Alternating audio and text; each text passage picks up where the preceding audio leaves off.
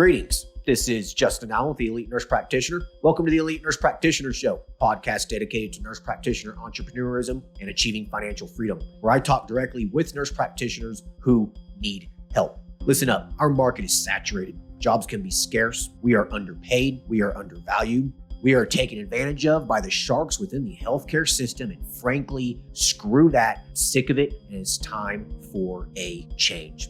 And listen, I'm here to help make that happen. We are powerful. We can forge a path where we are in control of our career and ultimately our financial and personal well-being. You do not need to submit to healthcare administrators and your doctor overlords. You do not have to take a measly salary.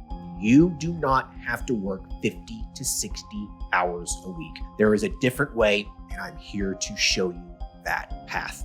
This podcast is raw and unfiltered. I have not talked to the nurse practitioners in this podcast prior to the call outside of an email exchange to schedule the episode. What you're about to listen to is a consultation session between a nurse practitioner and myself. It is real, it is unscripted, it is unplanned, and I have no idea what we're going to talk about. Anything and everything can happen during our conversation. The nurse practitioners in these episodes are struggling with an issue in their professional or financial life, and they have reached out to me for help. My goal is to help the nurse practitioner with actionable advice that will enhance and improve their professional, business, and financial life. My other goal is to hopefully help my nurse practitioner sisters and brothers build a more productive, powerful, and free life. So I hope the content and information within these podcast episodes does just that.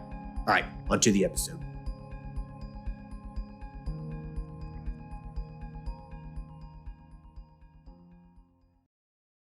Hello, everyone. Today, we'll be talking to Connie, who is an adult nurse practitioner. Currently, she works full-time in a hospital-based system doing pain management. She started a practice last year that was a partnership scenario that ended up not working well. She recently started her own wellness practice, focusing predominantly on hormone replacement therapy, weight loss, and peptides. She's needing assistance finding balance between her full-time job, family, and her side business. She's also considering expanding into another state and is needing assistance on how to grow her practice. Hey, Connie, how are you? I'm great. How are you? I'm doing pretty good. Thanks for hopping on this call. I really appreciate it. Absolutely. Yeah. So let's get to it. So just tell us a little bit about yourself. Bring us up to speed with where you're at. All right. Well, I am an older nurse practitioner. I've actually been in practice as an NP for 20 years. Prior to that, I worked as an RN for about 6 years before I went back to school. My work background has primarily been in neurosurgery, spine, and pain management. Okay. So you've been pretty much just doing that the whole 20 years of your career? Yeah, I did a little stint in internal med for about 2 years. And along the way, I did a few part-time practices in weight loss. But yeah, pretty much it's been the pain management for the past 10 years. Gotcha. I'm sure you've seen a lot of changes with that compared to when you first got started. Oh, yeah. It's a whole different world now. Right. All right. Okay, cool. So you started your own business about a year and a half ago or something. It was kind of a partnership thing. It really didn't work out too well. Anything you want to talk about in terms of that goes, or you just want to move into, you started your other practice that, that's solely owned by you? Yeah, it's a little bit of a sensitive subject. It's, I'm in a small town and lots of people that Sure. know me and know the situation. So it's a little bit awkward and uncomfortable, but yeah. Okay. Yeah. It didn't work out. Right. Just FYI for anyone listening, partnerships rarely work out. So just kind of keep that in mind. So I guess you started your own practice then in January. So how's it going? It's actually going really well. I just still feel like I'm on pins and needles almost every day, and feeling like at times when things are going great, I feel like, oh my gosh, like I'm the imposter syndrome almost. Like, what am I doing and how can I do this?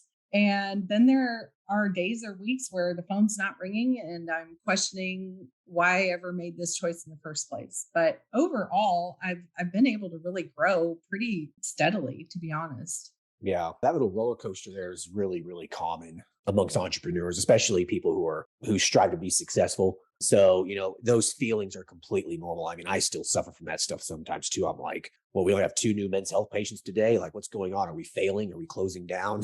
Yeah, will the phone ever ring again? Right, exactly. Those are completely normal emotions to have, just remember there's going to be slow times. There's going to be good times, and if it's been a little bit more of a recent thing, the economy's kind of been going crazy up and down, the whole Russia thing. So it can slow down a little bit. So I wouldn't worry too much about that. So in terms of the services that you're offering, what are you doing predominantly? I would say it's definitely about 90% weight loss. And I do offer hormone replacement for both women and men. And I do pellets. I was actually trained in that with a former employer. So I do have that to offer. And that's actually been picking up just in the last month. Okay. And then I've just dabbled a little bit in the peptides. Yeah, peptides are just more like a little accessory thing. Okay, so mostly weight loss then. Are you just doing like semaglutide, phentermine, that kind of stuff? Yep, that's really pretty much what I'm doing. Yeah. Yep. Yeah, I mean, you really don't need to do much else. Yeah, I'd say probably 90% semaglutide, and then maybe about 20% of my patients are on phentermine, and I have a few that actually are wanting both, and so we're doing that as well. I got you. Yeah. Yeah, doing both. I mean, that's a pretty good combination. You should lose some weight pretty quick. Right, right. Okay, cool. So very, very simple service line, it sounds like. Yeah, trying to keep it simple, trying to keep it uncomplicated as much as possible for Yeah, sure. that's really, really important. It's better to just focus in on a few things versus, getting shiny object syndrome and doing all kinds of different stuff. So that's good. So I'd say just try to keep it simple. How's business going so far? You've been open for about 10 months now. So how's it going? Right. So I actually looked at all of my numbers before we hopped on the meeting today. And believe it or not, when I looked at my QuickBooks, I've actually grossed 118,000 this year Wow. already. Okay. So I mean, for about maybe 5 hours a week, I think it's not too bad.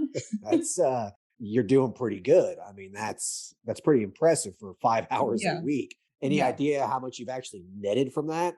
So my expenses, my like static expenses are running about 3,100 a month, but then the supplies, of course, with the medication is a pretty substantial amount. So here's the other thing that I'm a little bit, I guess, not sure of in terms of calculating the net income, because I've actually taken advantage of a lot of the advice you give on, putting my car payment on it, putting my insurance on it, putting my internet Right. on it, Right. and so, Utilizing tax deductions, basically. right. And so what I actually have in the business bank account right now is $10,000. But I know, my life is benefiting because I'm able to shift those expenses to the business rather than having them come out of my full-time job income. Sure. So, I mean, when you have expenses that overlap, in your personal life and your business life, you should absolutely be taking every deduction you possibly can. I mean, it's foolish not to, right? You did So, this, the cell phone. I mean, everything that I got the tax course from you as well. And I got a lot of good advice with that to yeah, kind of shift those expenses. So right. it's hard for me to put my finger on what the net actually Have really you is. put any money into a retirement account or anything from the business? No, I haven't done that Haven't yet. done that yet. Okay, gotcha. So, business meals, gas, cell phone. I mean, there's multiple expenses that. Travel. Right, Yeah. right, exactly. Right. I mean, you need to take a CEU trip, write that off through your business, right?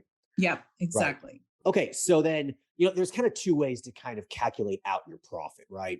There's like the before expenses kind of profit and then like the after expenses profit. And then by the expenses, I mean, things like CEU vacations or, your car payment because you have a business vehicle now, cell phone and gas and insurance and like, all these perks that come along with being a business owner, right? So it's kind of hard to figure out what that number is when you factor in, kind of the perks of being, a business owner as well. Like, for me, for example, I have a business truck. I take lots of business trips and every time I go out to eat, I talk about a little bit of business, things like that. And then usually I put, I max out my self-employed IRA, which is $61,000 a year. So I pop 61,000 into that every year. And that's completely tax deductible. So the only way to really figure out that number of the profit, if you add the perks, is to really just get in your books and just run some numbers, Yeah. Just Yeah, put pen to paper and write it all out. Yeah. exactly. You could also talk to your accountant too, be like, hey, can you give me a number of the profit, if you added on all these deductions as well. So your true on paper profit though this year is 10,000 bucks. I mean, you've probably saved yourself 40,000 in taxes. Oh, yeah. Easily. Easily. Okay. Yeah. So your business is generating 40, $50,000 in profit then if you look at it that way. So most of these little niche practices on average, you should expect anywhere between a 40 to 50% margin in terms of profit goes. If you're doing it right, you should expect about 40, 50%. And, margins like that are extremely hard to get in most businesses. So like, as an example, a restaurant, they're lucky if they get 2 to 5% margin. That's why these practices are beautiful. You know what I mean? Like that's why they're Oh just yeah. fantastic side hustles. So congratulations, for 5 hours a week, you've made $50,000. Yeah. So Not bad, huh? that's not bad, right? That's not bad. And you only have room to grow here, you know? There's no way Right. you could have had all those perks and made that kind of money picking up an extra shift for someone else. There's no way. Oh no. And what I did over the past years when I did work these little part-time jobs, I mean, I was lucky and happy in the moment to be making 60, 65 bucks an hour, Yeah, woohoo. and got really no other benefit from it. Right. There's no way you'd go back to that now, is there? Nope, not a No, chance. not a chance. Right. Congratulations. Sounds like you're doing pretty good. So you kind of are having some trouble in terms of thinking about how to grow this thing. So kind of just walk me through, what your concerns are with that. Sure. So I got into it late in the game. I'm 56 years old. So, I think about, okay, do I just sit back and work the full-time job, take the company retirement and call it good? Or now that I've kind of dabbled my toe into this entrepreneur thing and I see the possibilities, I get pretty excited and think about, well, how far do I take this? Which way do I break out in this? I'm just not sure. I'm still just not, I definitely am not ready to quit the full-time job. I don't think I have an option to go part-time in my current employment. And so I'm just trying to, I guess, each week or each month, write it out and just kind of see where I'm at and keep thinking about it. Well, the answer to your question depends on what your financial goals are and what your financial position is. What are you looking like for retirement right now? How much do you have saved, in your brokerage accounts, 401ks, all that kind of stuff, estimated? I'm probably at about 500,000 right now. Okay. So you got a nice little nest egg there. And is Yeah. that, Yeah. and is that mostly just in like a 401k or what? Yeah. Roth and 401k. Yeah. Okay. So you can't touch that until you're 59 and a half years old anyways. You're what, 57, you said? 56. Yep. 56. Okay, gotcha. So, I mean, hell, in a couple of years, you'll be able to actually access that money, But, $500,000, it doesn't really move the needle much. I mean, No, that's not going to allow me to live the life I want to live at all. no, not even close. No. Right. That's going to be $20,000, $30,000 a year you can withdraw from that. I mean, Mhm. it's nothing. Right. So, from a financial position, you're not very strong there. Now, what about your husband? He works full time and he has his own retirement as well, that we Any can pull from. any idea how much he has? I believe it's around 300,000 probably. Okay, got it. So, I mean, in the next couple of years, you guys should have $1 million, close to, Yeah. anyways, I would imagine. Yeah. Yeah. And, we're right in this housing bubble right now as well. And so, we have quite a bit of equity in the house. And so, that's all out there as well. Do you want to sell your house and take advantage of that, or? Possibly. Yeah. I mean, we are possibly looking to actually go hit the beach once it's all said and done. How much equity do you have? About 500,000 right now. Okay. So if you sold that, you liquidated that, you work a couple more years, you'd have about 1.5 mil. Yeah. You still have to buy a house, but I mean, honestly, at your age, it's probably just cheaper to rent at this point, especially if you want to live at the beach. I mean, it Right. probably would just be cheaper to like travel between a few locations during off seasons and just rent places. Yeah. I mean, that would be cheaper, to be honest with you. I mean, Right. so I mean, that would be an option. You could do RV, you could do all that kind of stuff to kind of just keep your expenses down. So you're looking at 1.5 mil, realistically. Again, while it's an impressive amount of money, it doesn't really, it doesn't move the needle that much. I mean, you're looking at a withdrawal of $60,000 to $80,000 a year off that, and in retirement, that doesn't really do a whole lot for you. No. No, I know it's not where I want to be for sure. Right. Right. You're just kind of getting by, you're just kind of just existing, and that's no way to live. So I guess what we're kind of circling around here on is that I don't think that it would be a good idea for you to stop doing what you're doing right now. And so if you truly want to live the lifestyle that you want to live, you're going to need to generate some significant cash over the next 5 years. Yep. And the way you do that's through a business. And, you see that now, right? Oh, absolutely. Yeah. Yeah. So I think that if you truly want to live that life, I think in the next 3 to 5 years, then I think that you should definitely have growth kind of on your mind. And this would be something that you could really grow over the next 3 to 5 years. And then you'd have two options, really. You continue working in on a part-time basis and kind of just enjoy like a, kind of a part-time retirement kind of a thing and still, do a little bit of work here and there and make some money. That'd be one option. Another option would be hire out another provider, hire out another nurse practitioner, something to see patients for you, have a medical assistant, office manager kind of just runs the business for you. And you kind of just sit back and collect, passive income, basically. That would be one option. That would be another option you could do. 3 to 5 years, if it's making pretty good money, you could just sell it and then get a nice little, then you get a nice little windfall income. But you can't rely on that because you just don't.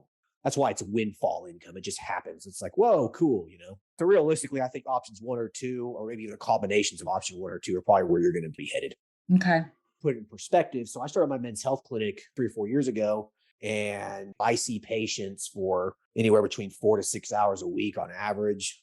Some weeks I don't see patients at all because I'm traveling or something. And I have a couple of nurse practitioners that work for me. I have multiple medical assistants that, work for me and whatnot.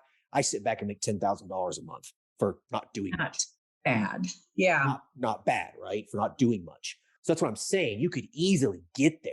$100,000, $120,000 your first year, and the year's not even done. You still got a couple more months of revenue here. Yeah. And every month really has almost doubled, except for in September, then I took a hit, and I'll get into that in a little bit. But okay, I took a pretty good hit in September.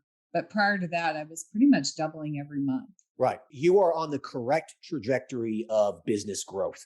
That's what you see the first year. Every month it tends to double. And then what you see is it's kind of like this doubling every year is kind of what you see. As long as you're reinvesting money back in the business, marketing, hiring staff, further continuing education, those kinds of things. As long as you're doing that, as long as you're running a lean business, you should see a doubling of revenue year after year, if not more. Okay. And so if you talk to a lot of entrepreneurs, even in other industries, that's kind of what they see as well. And that's honestly what I've seen in almost every one of my businesses. So you're on the right growth path, just FYI. Like you're on the right path. Like you're following the model. You're following the advice I taught in the course and whatnot. You're on the right path. So congratulations there. You're doing everything right, it sounds like. I'm trying. So, yeah. So I think it's totally realistic for you to get there in 3 to 5 years. I really do. Those are your 2 options, I think. And I think that would be able to give you a nice little passive income. It will allow you to, semi-retire, and, maybe you just see patients via telemedicine for a few hours a week or something while you're down in some beach town in Florida or something. That's the dream right there. Absolutely. Right. So what are your thoughts? Okay. So a couple of things. One of the issues that I am struggling with, like what happened in September, is some local competition came in and started offering the semaglutide for basically cost from one of the compounding pharmacies. Okay. And announced it everywhere. And I really, really took a hit.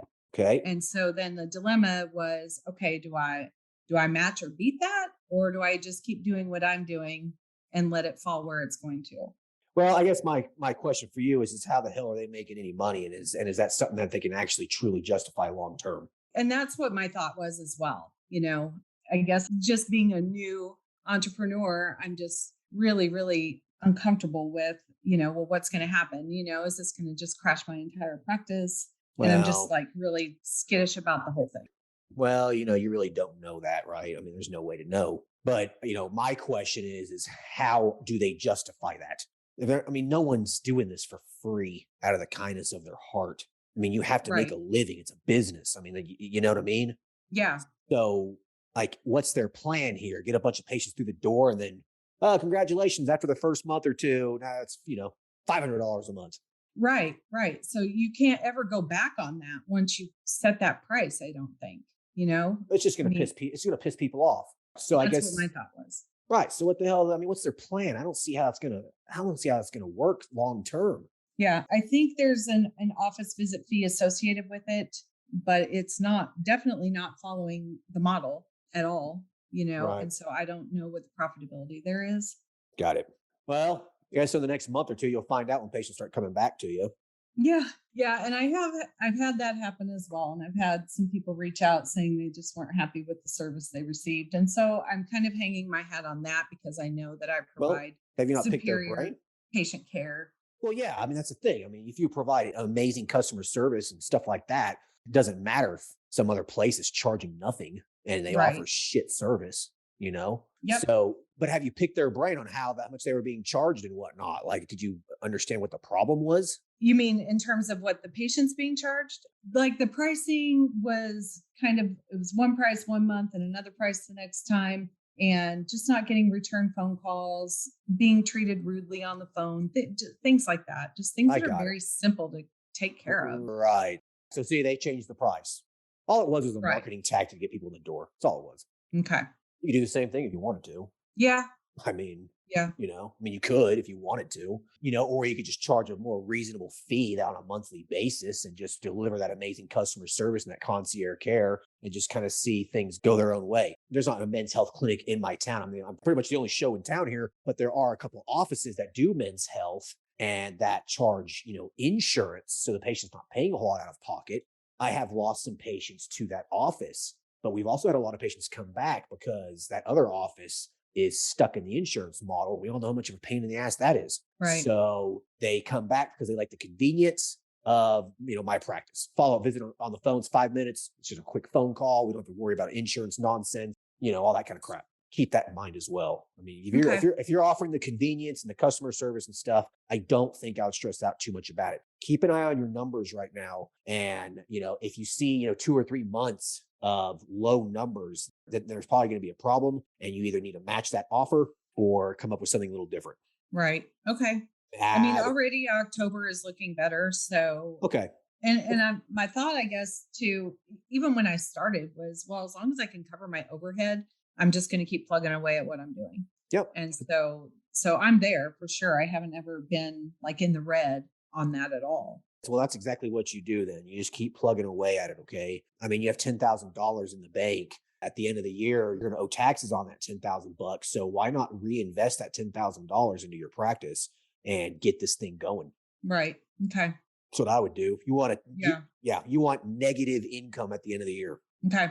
Okay. So reinvest that money into, marketing, hiring a virtual assistant, a medical assistant, just something.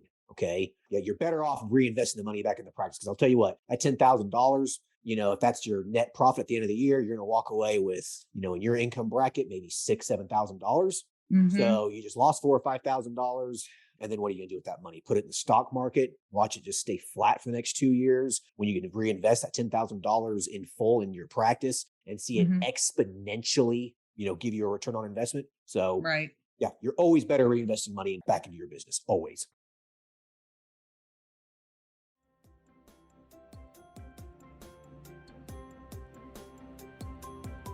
All right. I hope everyone's enjoying the episode so far. I just wanted to take a quick break to thank everyone listening and also give a big thank you to all of my social media followers and email subscribers. If you haven't done so yet, please subscribe to our email list at www.elitenp.com and make sure to follow us on Facebook, Instagram, and LinkedIn. Email subscribers will receive updates on new weekly podcast episodes, multiple weekly articles we publish, new courses, and everything else related to helping you succeed. Remember, all Elite Nurse Practitioner courses are designed to help you build a niche practice, increase your financial strength, and to break free from the rat race. If I can break free and that other countless nurse practitioners can break free, then so can you. Additionally, please share this podcast with your other nurse practitioner sisters and brothers out there. The more NPs that venture out on their own, the stronger our profession will become. Now, let's get back to the episode.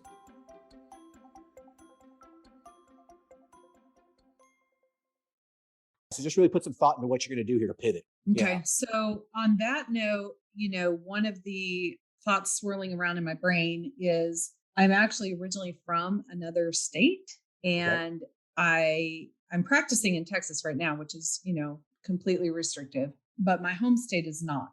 It's full practice authority. Perfect. And the community where I'm from is about 100,000 people. Mm-hmm. It's college town. And when I was just back a week ago, I looked around, I Google searched. I did not find one single person doing any of this. Ooh.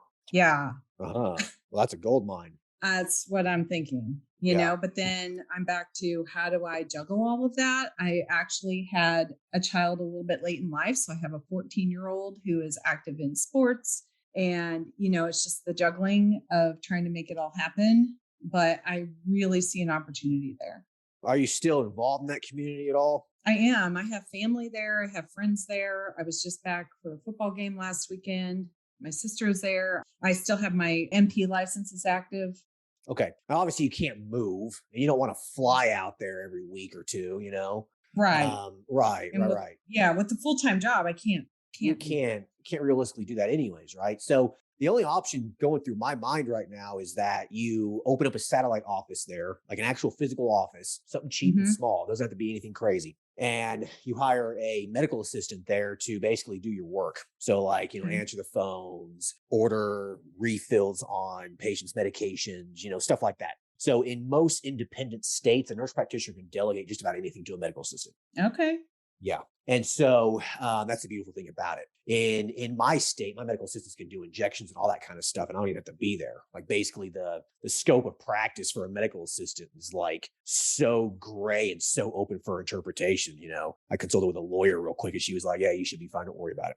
Okay. So anyways, you're gonna have to figure out what those rules are in that state in terms of delegating work to a medical assistant, or even maybe hire an LPN or something like that, Hmm. to do injections for you and, that kind of thing. So basically you would just set it up as a satellite office. You see the patients via telemed. Patient would go in, get their blood work drawn from the MA, the LPN or whatever, or they would be given the standing order for blood work. And then the LPN, the medical assistant orders, the prescriptions for them. You sign off on it. They do the vital signs there in the office. And then you basically just call the patient up as a telemed visit. Okay. Yeah.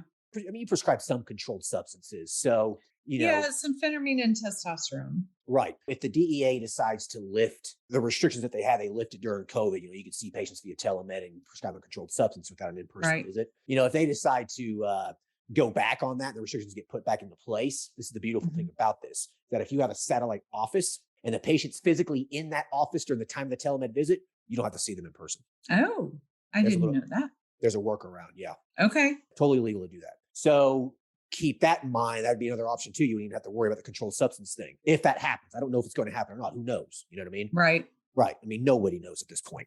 There's another food for thought there. And then you can sit there and market, advertise there locally. This is what I'm talking about reinvesting that money back in your business, right? That's what You I'm spend, thinking about. right. So, like right now, I got my website done and I have the SEO going right now in my community. And I am coming up number one on my Google search. But I guess what I'm questioning is I'd probably have to do an entirely different LLC in that state and like basically do all of that for like an entirely separate practice. I would. Yeah. I would just separate it out. Okay. I think it would just be cleaner. You could function on the same LLC if you wanted to keep like all your books in one place and do that kind of a thing. You absolutely could do that if you wanted to. And then just like file as a foreign entity. Exactly. And In so, that but state? everything, right, exactly. But everything still goes to the same bank accounts and all that kind of stuff. You could do that. That would probably be easier to separate your liabilities, though. Separate LLCs might be a better option. Kind of one of those things that, is it worth to separate your liabilities on this? I mean, you have, the money that's in your retirement accounts are protected. No one can ever access those. Okay. But Right. your equity in your home, for example, some smart ass lawyer could definitely try to take that from you, if a lawsuit happened. Okay. So yeah, you want to spread out your liabilities. I mean, forming another LLC and opening up another bank account. I mean, come on, how much is it going to cost you? A couple $100? Yeah. And it's take not you that an big of hour. a deal. It's not a big I've deal. done it once. Right. I can do it again, right? Right, exactly. And plus now you have another LLC for more deductions and all that kind of stuff. So if it was me, I'd probably would separate them out. Okay. Now, in terms of the website goes, you already have a good website that already has good SEO. All you do is basically make a copy of it. So whatever web developer you're using, or if you have a web developer, all they do is essentially make a mirror image of everything on your site and put it on a different domain, pop it into your Google business listing in that state, and you're done. Yeah. Yeah. So I went with Will. Okay, perfect. So yeah, just call and him. So yeah, and I'm thinking like I could still, just use the same logo, maybe change the color scheme or do, change the name, color scheme, but use all the other, I would just do the exact same thing. Who cares? Why not? Yeah. I would just literally copy it. Like, so Will, commercial webmaster, the guy that you're using the website, I use him as well. Now I have 2 men's health clinics. That's what he did. He created my website for my one in the town that I live in, and then the other one that it's in another city. All he literally did was just copied it and put it into another domain, and that was it. It was a mirror image. All you had to do was go in there and change the location and a few words here and there. You know what I mean? Uh-huh. Yeah, he should be able to do that for you. That's no problem at all. Yeah. So investing my money into that could really potentially explode, I think. Oh, okay. So, I mean, that's going to cost you, if you can get just a little small office somewhere, I don't know if you've looked at commercial real estate out there and seen how much it is, but I mean, I actually have a friend there that's a realtor and she's looking right now. Okay. So, you should be able to find something that's, $1,000 a month at most. I mean, and then hiring a medical assistant, hiring someone on the ground there, throwing some furniture in it. I mean, you're talking for 3 months, $10,000. Yeah. You know what I mean? Nothing. You buy a computer, some office equipment, some office chairs, a vital signs machine, get the website mirrored and a few little marketing things, and the medical assistant paying them for a few months. Yeah, $10,000. Okay. Yep. Okay. My second men's health clinic cost me $7,500 to start. Yeah. I think that would be an excellent idea if you feel pretty confident about doing this stuff there and it growing. And then I really do. I mean, like I said, my people that are there, they know what I'm doing. They're like, there's nobody around here doing this. okay, so then you probably already have some patients anyways. Yeah. Yeah. Okay, And my right. one family member, he's a thyroid specialist, and he was like beside himself trying to figure out what I'm doing and, wanting to be able to refer patients. Okay, well then, I say do it. I mean, Yeah. this is business. It's a risk. You don't know if it's going to work until you try it, but Yeah. it sounds like a pretty safe bet to me. I think so too. Yeah. So I would do that. So now you got 2 offices. Yeah. In the next 6 months or so, you're going to kind of see where you should be focusing your energies at and, where you should be delegating some work to others. This takes off in the other state and you're just like, pulling your hair out because you're so busy. You don't have any time. Then it'd be time to hire another nurse practitioner. You could hire another one that's even telemed. They're not even there, Right. And so I've heard you talk before about, I have this little hesitancy to bring another NP in because I'm scared they're going to steal my ideas and go off on their own. But you really haven't run into that, have you? Listen, most NPs, most people in general don't want the headache of running their own business. They are more than happy just to see patients and go home. So right. That's most people. Like that's just, it is. If everyone wanted to start a business, everyone would have their own business. Yeah, that's a good point. Right. So as long as you're selective on who you hire, then you should be okay. If they start talking about how they want to venture out on their own, no, why would I hire? Right. You'd be amazed the shit people say during an interview. You're like, what? You want this job? You're telling me what? Like, come on. Yeah. So you kind of just have to be selective about it. You know what I mean? Mm-hmm.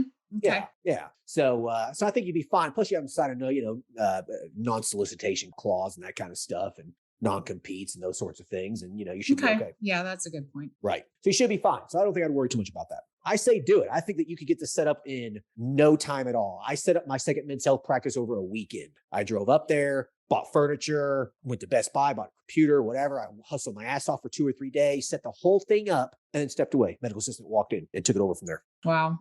Yep. It's not that hard. Yeah, I think the opportunity is there. I mean, the community I'm in right now, the town I'm in right now is 6,000 people. Tiny. Right. And I'm looking at, maybe 150,000 within a 10-mile radius. Oh yeah, you're going to kill it. So. Yeah, absolutely. I say do it. And plus now, every time you go home, you're checking on the business, right? So it's a tax write-off. Of course. Yeah, that's what my trip last weekend was. Scouting it out. Exactly. You got to go. You got to get a nice Airbnb and a rental car and a flight and all that stuff, Right. Yeah. That's a total deduction. Absolutely. So, that's why I have vacation homes, in a couple of places that I really like to visit. I have to go check on them. That's right. Right. So anyways, so you have any other questions or concerns or anything else you want to talk about? Just one other thing, like listening to the tax course, like when do you know, or is there a good time to switch from an LLC to an S Corp? When is it time to make that shift? Basically when you start paying yourself an actual salary out of the practice. Okay. Most accountants will tell you about $50,000, in actual net profit that you have to pay yourself. Okay.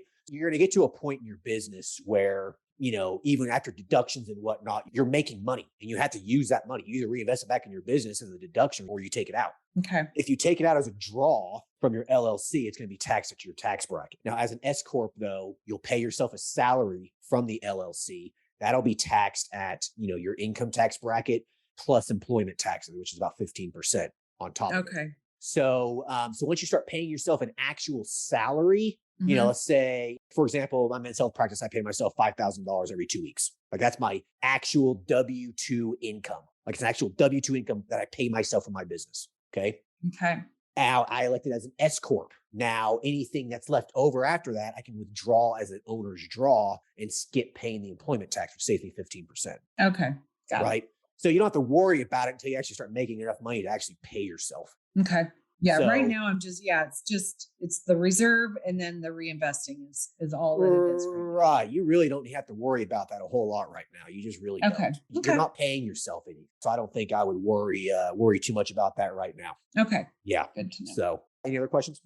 The other question I had is about hiring family. Don't. Like if I was going to, no, I mean like my husband to, you know what I'm saying? Like, Oh, get that gotcha. tax deduction. Right. Like Right. if he Right. does a few administrative things or something to help, and then Sure. The only problem is though that any income that you pay him from your practice, it's just going to be taxed at his income tax bracket. okay, gotcha. Right. The only advantage of hiring family for your business is if you had a spouse who didn't work, Okay, who has a tax bracket of 0% because they have no income, gotcha. or a child, A teenage child, yeah. right, exactly, your teenage child, they have no income coming in. They pay no taxes until they hit, I think it's $12,000 a year. Okay, So that first $12,000 you pay them is 100% tax free, and it's a deduction from your business. okay, Right. got Just it. have them come in and sweep the floors, once a week. Just pay them standard rate for house cleaning services. Okay, Right. Why not? Yeah. absolutely. But in terms of hiring family to like work for you 40 hours a week, don't do it. Oh yeah, no. Never Not the hire family partnership for that thing. kind of stuff. Don't do it. No, don't do it. All right. Anything else you want to talk about? No, I think that covers me. Perfect. All right. Well, I like to end the episodes with you asking me questions. Are there any questions you want to ask for me? Yeah. What are your plans on putting together an in-person meeting for all of us? Okay. Well, okay. So by the time this podcast is released, my first child will probably have been born. Okay. Yeah. So we record this in October. He's due in, late November, early December. The goal was, about 12 months ago, the goal was to have a conference this fall. So like right now, as we're talking, we probably would have had a conference somewhere, but my wife's pregnant. I'm not going to fly to a conference, a month before our child's born. Right. Yeah. I don't think that's a good idea. So the plan was then to maybe push it off till spring. So it's going to be one of those things that it just depends. Like, I don't know. It just depends on how well the kid's doing and how well my wife's doing and that kind of a thing. So probably thinking summertime, honestly. And I think the kid needs to be 6 months or so old before I start traveling again. But Yeah. it is something in the works. Oh, 100%. Absolutely. No, for sure. I totally want to have an Elite MP conference. I think it'd be really fun just getting everyone together, just a bunch of like-minded people. So, Oh yeah. Yeah, Yeah. definitely. Fun and empowering and oh, absolutely. inspirational, all of it. Absolutely. I get all the course collaborators on board. We, each person would have a little presentation about some service or whatever. I talk about taxes and business. I mean, that'd be fun. And then, 4 hours of conference and then rest of the day, just do whatever. So Awesome. yeah, cool. All right. Well, hey, listen, I appreciate your time. And this was a great episode. So I wish you luck. And I hope that, in 6 to 12 months from now, you're emailing me for, another follow-up podcast so we can kind of see where you're at. Sounds great. I can't wait. Awesome. All right. You take care of yourself. Okay. Thank you. Thanks. All right, bye. Bye-bye.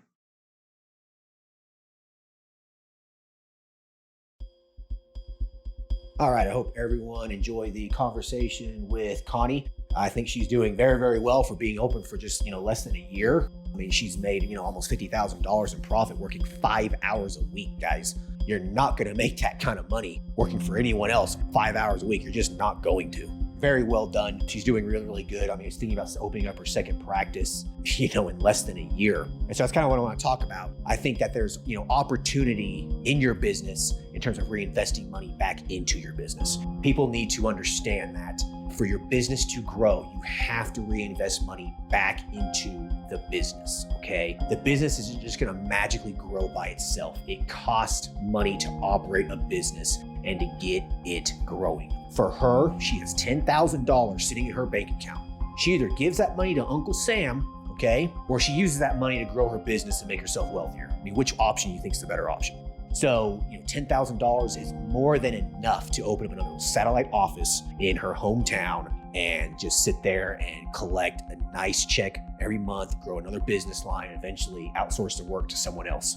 So keep that in mind, okay? If you want your business to grow, you got to reinvest money back into it. Marketing, staff, further education, those kinds of things. All right. Hope everyone enjoyed this episode. You guys take care. Bye.